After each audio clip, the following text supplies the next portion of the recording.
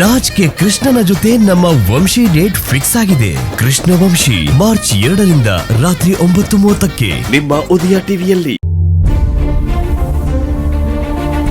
ಓ ಬಾಮ ಸಪ್ತಮಿ. ಅಂಕಲ್, ಅಪ್ಪ ಎಲ್ಲಿ?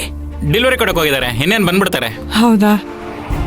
ಸಪ್ತಮಿ, ಕಸ್ಟಮರ್ ಬಂದಿದ್ರು, 3 ಕ್ಯಾನ್ ಕೊಟ್ಟಿದ್ದೀನಿ, ತಗೋ. ಇದ್ರಲ್ಲಿ 90 ರೂಪಾಯಿ ಇದೆ. ತುಂಬಾ ಥ್ಯಾಂಕ್ಸ್ ಅಂಕಲ್. ಹೌದು, ಯಾಕಮ್ಮ ವೆಂಕಟಪ್ಪ ಇತ್ತೀಚೆಗೆ ತುಂಬಾ ಡಲ್ ಆಗಿರ್ತಾರೆ? ಫಂಕ್ಷನ್ ಅಲ್ಲೆಲ್ಲ ಓಡಾಡಿ ಸ್ವಲ್ಪ ಸುಸ್ತಾಗಿದ್ದಾರೆ ಅಂಕಲ್. ರೆಸ್ಟ್ ಮಾಡಿದ್ರೆ ಸರಿ ಹೋಗ್ತಾರೆ. ಸರಿನಮ್ಮ, ನೀನು ಅಂಗಡಿ ನೋಡ್ಕೋ, ನಾನು ಬರ್ತೀನಿ. ಆಮೇಲೆ ನಾನು ವಾಟರ್ ಕ್ಯಾನ್ ಕೊಟ್ಟಿರೋದನ್ನ ಇಲ್ಲಿ ಎಂಟ್ರಿ ಮಾಡಿದ್ದೀನಿ, ನೀನೊಂದ್ಸಲ ಚೆಕ್ ಮಾಡ್ಕೊಂಬಿಡು. ಸರಿ ಅಂಕಲ್, ಬರ್ತೀನಮ್ಮ. ಹಾ.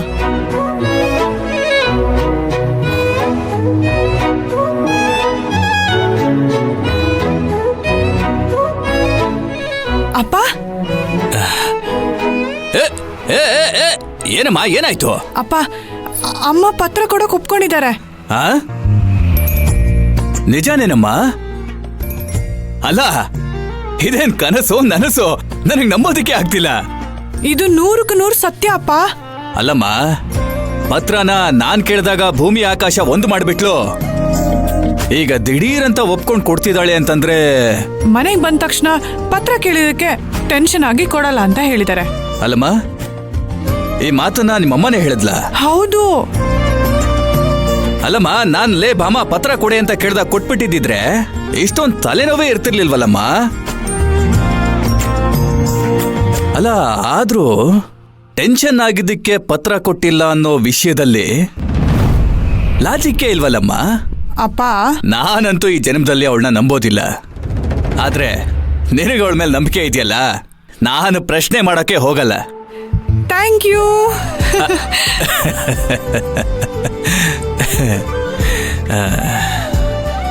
ಸಪ್ತಮಿ, ನಿನ್ ಮದುವೆಗೆ ಸೀರೆ ತೆಗಿಬೇಕು. ನಾಗರಾಜನ ಹತ್ರ ಯಾವಾಗ ಹೋಗೋದು ಅಂತ ಮಾತಾಡಿ ಹೇಳ್ತೀನಿ. ಸರಿ. ಆಮೇಲೆ ನೀನ್ ಎಷ್ಟು ದುಡ್ಡಲ್ಲಿ ಸೀರೆ ತೆಗಿಬೇಕು ಅಂತ ಅನ್ಕೊಂಡಿದ್ದೆ ಅಂತ ಹೇಳಿದ್ರೆ ನಾನು ಅವನ ಹತ್ರ ಮಾತಾಡಕ್ ಅನುಕೂಲ ಆಗುತ್ತೆ. ನಾವ್ ಇಷ್ಟೇ ದುಡ್ಡಿಗೆ ಸೀರೆ ತಗೋತೀವಿ ಅಂತ ಡಿಮಾಂಡ್ ಮಾಡೋದ್ ಬೇಡ. ಅವ್ರು ಎಷ್ಟು ದುಡ್ಡಿಗೆ ಕೊಡಿಸ್ಬೇಕು ಅಂತ ಅನ್ಕೊಂಡಿದಾರೋ ಅಷ್ಟೆಲ್ಲ ಕೊಡ್ಸಿದ್ರೆ ಸಾಕು. ಮುತ್ತಿನಂತ ಮನ್ಸು ಕಣಮ್ಮ ನಿಂದು. ಮುತ್ತಿನಂತ ಮನ್ಸು ನಂದಲ್ಲಪ್ಪ, ನಿಮ್ ಅಳಿಯಂದು. ಅವರು ನಿಶ್ಚಿತಾರ್ಥಕ್ಕೆ 7,000 ರೂಪಾಯಿ ಸೀರೆ ತುಂಬಾ ಕಮ್ಮಿ ಆಯ್ತು, ಇನ್ನ ಜಾಸ್ತಿ ದುಡ್ಡಿನ ತಗೋಬೇಕಿತ್ತು ಅಂತ ತುಂಬಾ ಫೀಲ್ ಮಾಡ್ಕೋತಾ ಇದ್ರು. ಮದ್ವೆಗೆ 70,000 ರೂಪಾಯಿ ಸೀರೆ ಬೇಕಾ ಇಲ್ಲ 7 ಲಕ್ಷ ಸೀರೆ ಬೇಕಾ ಅಂತ ಕೇಳ್ತಾ ಇದ್ರು. ಅಳಿಯಂದ್ರು ಬಂಗಾರದಂತವ್ರು ಕಣಮ್ಮ. ನಿನ್ನ ಸಂತೋಷಕ್ಕೆ ಏನು ಬೇಕಾದ್ರೂ ಮಾಡೋದಿಕ್ಕೆ ಅವ್ರು ರೆಡಿ ಇದ್ದಾರೆ. ಈ ಭಾಮನ ಕಪ್ಪಿ ಮುಷ್ಟಿಯಿಂದ ತಪ್ಪಿಸ್ಕೊಂಡು ನೆಮ್ಮದಿಯಾಗಿ ಗಂಡನ ಮನೆಯಲ್ಲಿ ಜೀವನ ಮಾಡಬೇಕು ಅಂತ ತುಂಬಾ ಆಸೆ ಇದೆಯಮ್ಮ. ಅದು ಈಗ ನೆರವೇರ್ತಾ ಇದೆ. ನಿನ್ ಜೀವನ ಚೆನ್ನಾಗಿರುತ್ತೆ ಕಣಮ್ಮ, ಚೆನ್ನಾಗಿರುತ್ತೆ.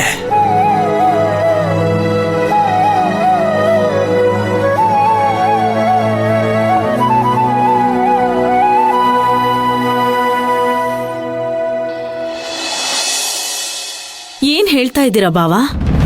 ಮದ್ವೆನೆ ಕ್ಯಾನ್ಸಲ್ ಮಾಡಿ ಅಂತಿದಾನ? ಹೌದಮ್ಮ. ಯಾಕೆ, ಏನಾಯ್ತು ಬಾವ?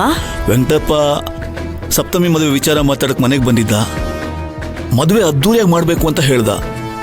ಅದಕ್ಕೆ ಶ್ರೀಮಂತ ತುಂಬಾ ದುಡ್ಡು ಖರ್ಚಾಗತ್ತೆ ಅಂತ ತುಂಬಾ ಬೇಜಾರ್ ಮಾಡ್ಕೊಂಡಿದ್ದಾನೆ. ಬಾವ, ಮದ್ವೆ ಖರ್ಚು ಎಷ್ಟಾದ್ರೂ ಪರವಾಗಿಲ್ಲ, ಸಪ್ತಮಿನೇ ಈ ಮನೆ ಸೊಸೆಯಾಗಿ ಬರ್ಬೇಕು. ಈ ಮನೇನ್ ಕಾಪಾಡೋದಿಕ್ಕೆ, ಅಚ್ಚುಕಟ್ಟಾಗಿ ಎಲ್ಲ ನೋಡ್ಕೊಂಡು ಹೋಗೋದಿಕ್ಕೆ ಅವಳೊಬ್ಳಿಂದ ಮಾತ್ರ ಸಾಧ್ಯ. ಅದಕ್ಕೆ ನಾನೊಂದು ನಿರ್ಧಾರಕ್ಕೆ ಬಂದಿದ್ದೀನಿ. ಏನಮ್ಮ ಅದು ನಿರ್ಧಾರ? ನನ್ ಒಡವೆನೆಲ್ಲ ಅಡ ಇಟ್ಟು ನಾನ್ ದುಡ್ಡು ಕೊಡ್ತೀನಿ, ಈ ಮದ್ವೆನ ಅಚ್ಚುಕಟ್ಟಾಗಿ ಮಾಡೋಣ.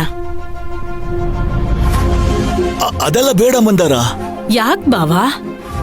ನೀನ್ ಹಣ ಕೊಡೋ ವಿಚಾರ ಶ್ರೀಮಂತಗಾಗ್ಲಿ ಅಥವಾ ಯೋಗರಾಜುಗಾಗ್ಲಿ ಗೊತ್ತಾದ್ರೆ ದೊಡ್ಡ ಗಲಾಟೆನೇ ಆಗುತ್ತೆ. ಆ ವಿಷಯ ನಮ್ಮತ್ತೇನೆ ಇರ್ಲಿ ಬಾವಾ, ಹೊರಗಡೆ ಅವ್ರಿಗೆ ಹೇಗ್ ಗೊತ್ತಾಗತ್ತೆ? ಅದು ಹಣ ಎಲ್ಲ ಬೇಡ ಮಂದಾರ. ನೀನ್ ಕೊಡ್ತೀನಿ ಅಂದೆ ನೋಡು, ಅಷ್ಟೇ ಸಾಕು. ನನ್ನನ್ನ ಹೊರಗಿನವಳ ತರ ನೋಡ್ತಾ ಇದ್ದೀರಾ? ನಾನು ಈ ಮನೇಲಿ ಒಬ್ಳಲ್ವಾ ಬಾವಾ? ಶ್ರೀಮಂತು ನನ್ ಮಗ ಅಲ್ವಾ? ಅವನನ್ನ ನಾನ್ ಸಾಕಿಲ್ವಾ?